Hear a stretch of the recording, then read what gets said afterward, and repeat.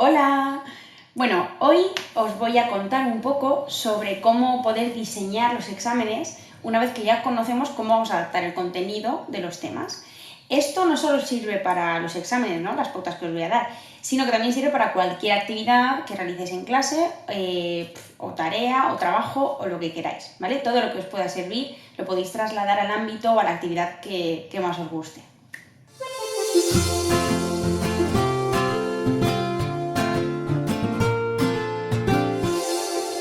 En primer lugar, pues es imprescindible que sepamos qué queremos adaptar y qué contenido vamos a trabajar, ya sea en una actividad aislada en clase o una prueba escrita.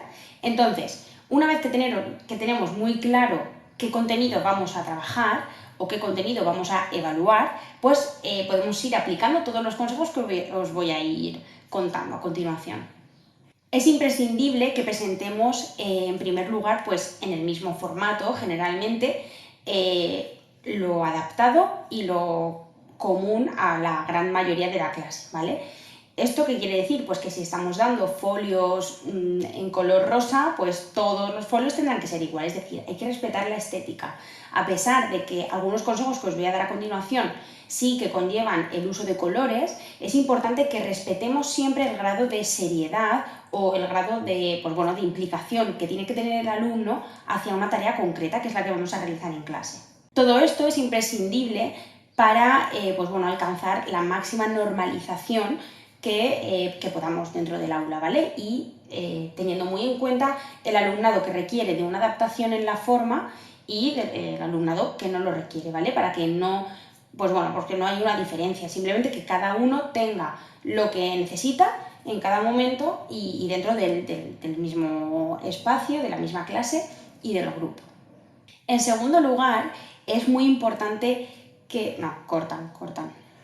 El segundo consejo que os doy es que tengamos en cuenta la forma que tiene nuestro alumno de funcionar y a partir de aquí cambiemos la estrategia de resolución en el enunciado. ¿Esto qué quiere decir?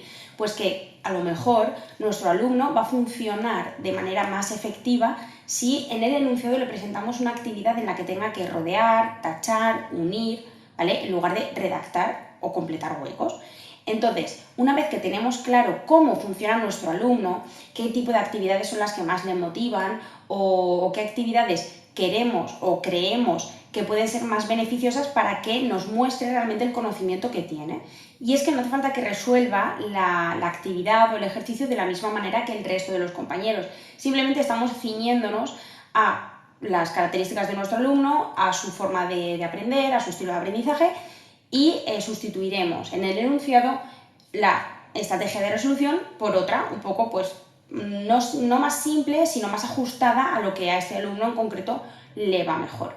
Entonces también podemos introducir otro tipo de modificaciones como, si le gusta recortar y pegar, pues puede ir haciendo una actividad de unir, recortando y pegando trozos, en fin, lo que se nos ocurra, que sepamos que le puede motivar y que le va a ser útil.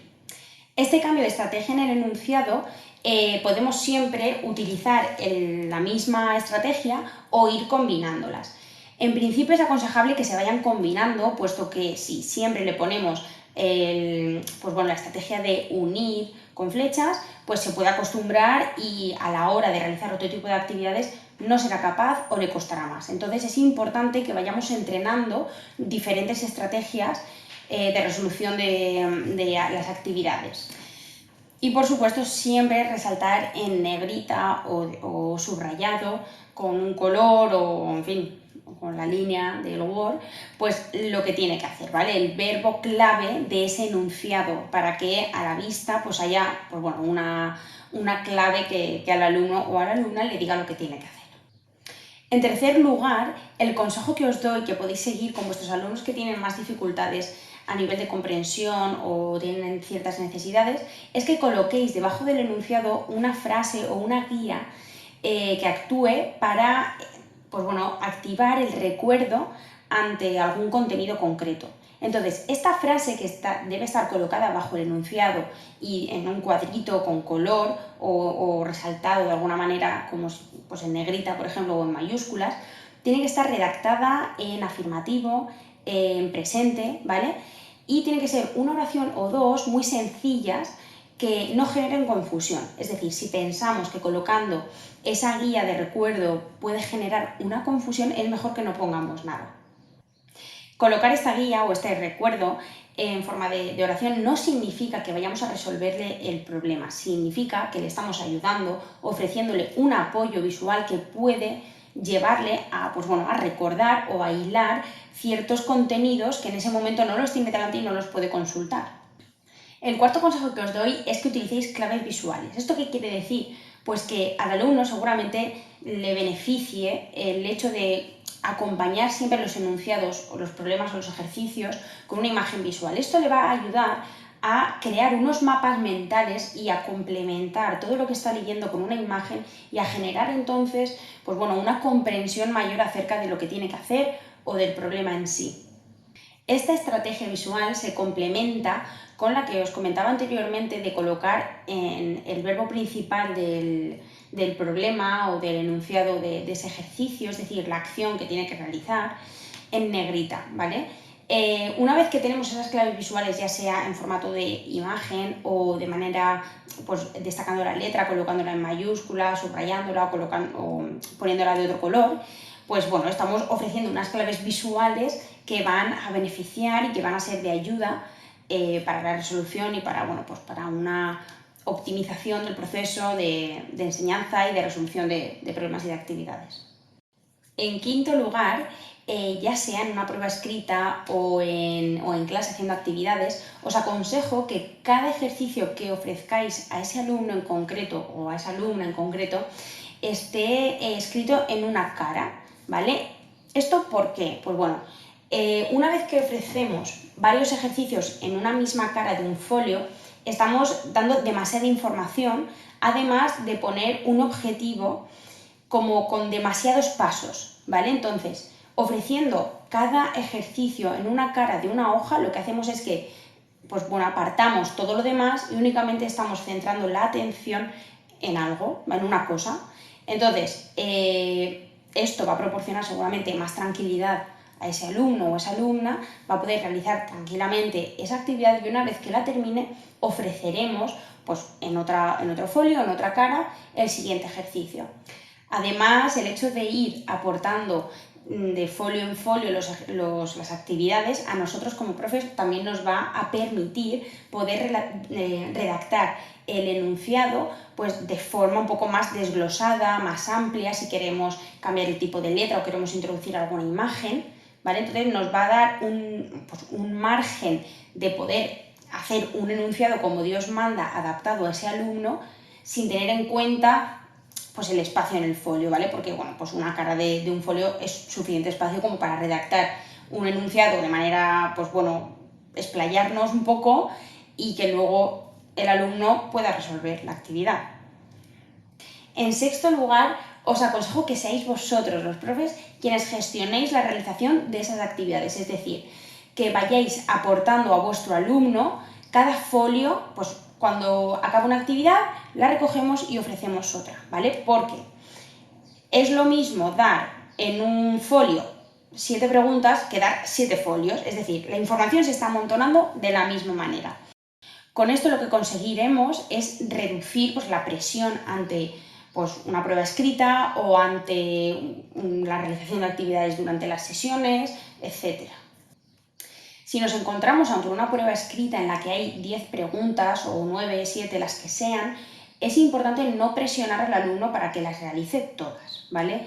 Simplemente pues, va a ir realizando las actividades que le tocan y bueno, sin presión alguna. Él o ella tiene que tener muy claro que lo que tiene que resolver es lo que tiene encima de la mesa, que es su enunciado con su actividad en ese momento. Una vez que acabe nos centraremos en otra, pero en principio tenemos que aclarar al alumno que pues bueno, nos importa lo único que tenemos encima de la mesa. En el número 7 os aconsejo que también... En el número 7 os aconsejo que también alternéis las preguntas. Muchas veces cuando hacemos una prueba escrita o cuando estamos en clase y abrimos el libro y empezamos a hacer las actividades, normalmente primero vienen todas las actividades de rellenar huecos, luego vienen todas las actividades de no sé, de hacer oraciones, luego vienen todas las actividades de comprensión lectora, ¿vale? Entonces, si vamos alternando, desde mi punto de vista es mejor, es decir, primero una actividad de comprensión, luego una de rellenar huecos, otra de, pues no sé, de hacer oraciones, de unir con flechas, ¿vale? Ir alternando preguntas, porque si hacemos 3 ejercicios de rellenar huecos y luego vienen otros 3 ejercicios de unir con flechas, pues bueno, se hace un poco monótono. Es mejor que alternemos y vayamos primero poniendo una pregunta que requiera un poquito más de concentración a la hora de redactar, por ejemplo, o de leer, y después pongamos una pregunta que sea un poco más light, es decir, que pues, no conlleve tantísimo esfuerzo a la hora de realizar. Esto va al hilo con la propuesta anterior que os he dicho, porque si nuestro alumno que va realizando las actividades de folio en folio realizase solo a lo mejor de 10 preguntas 5, si no las alternamos, seguramente haría 5 preguntas, no sé, de rellenar huecos. ¿Y qué pasaría con las preguntas de comprensión? Ese es el problema, ¿vale? Y por eso os propongo que vayáis alternando las preguntas. Y no alternando solo en la forma de realizar o de resolver la actividad, sino en el contenido, ¿vale? Si un tema tiene, pues no sé, 7 contenidos, ir alternando, ¿vale? No dejar el primero de ortografía y las 3 primeras preguntas son todas de ortografía y luego viene, no sé, las oraciones, ¿vale? Es importante ir alternando el contenido. Por supuesto, también os aconsejo que estiméis un poco el tiempo de realización que puede tener cada pregunta, ¿vale? De esta manera, pues bueno, podemos calcular cuántas preguntas va a poder resolver nuestro alumno, con el que estamos realizando toda esta adaptación, y un poco intentar que no se quede muy desfasado o que no resuelva menos preguntas con mucha diferencia del resto de la clase. El consejo número 8 que os doy es, bueno, pues para las pruebas escritas, por ejemplo, podéis decir, bueno, ¿y cómo saco la nota numérica si a lo mejor mi alumno solo ha hecho 7 preguntas de 10 o 5 o 6? Pues hay 2 formas de hacerlo. La primera de ellas es realizar una proporción, es decir, si tenemos un examen de 10 preguntas y nuestro alumno solo resuelve 5, pues dar una puntuación de 2 a cada pregunta para este alumno en concreto. Esa es una de las opciones, y si no, otra de las opciones es puntuar de la misma manera lo que cuente cada pregunta. En este caso sería 1 y solo llegaría hasta el 5, o sea, solo podría llegar hasta el 5, pero luego en los 5 puntos restantes hasta el 10, tenerlo en cuenta con otras cosas, pues producciones de clase, el comportamiento, la participación, la implicación en la tarea, la forma de realizar las cosas, la presentación, etc. Yo os aconsejo que la nota esté proporcionada, es decir, una vez que finalicemos la prueba escrita, o si puntuáis las actividades o las producciones que se realizan en clase, que una vez finalizada toda esa sesión lo que hagáis sea pues sacar la proporción, es decir, pues lo que os he dicho antes, que si 10 preguntas son 1 punto cada pregunta y nuestro alumno hace 7, pues que se saque la proporción. Por último, y ya en el 9º lugar, el consejo que os doy tiene que ver con el tiempo de realización de pruebas escritas o de actividades. Muchas veces partimos en 2 días las pruebas escritas para ciertos alumnos. Entonces, bueno, pues en realidad os aconsejo que si podéis lo hagáis el mismo día, ¿vale? Y deis un margen de tiempo antes de la prueba y después de la prueba. De esta manera, pues seguramente estamos ampliando bastante el tiempo, pero se hace ese día, porque bueno, la ansiedad que genera tener un examen, una prueba escrita o una prueba de evaluación, pues es bastante grande, ¿no? Y entonces alargarlo 2 días pues puede suponer mucho para un alumno o para una alumna. Y bueno, y en el caso de que se decida que se va a partir en 2 días, pues sería aconsejable que fuera así para toda la clase. Dejar a lo mejor el primer día para unos contenidos y el segundo día para otros contenidos.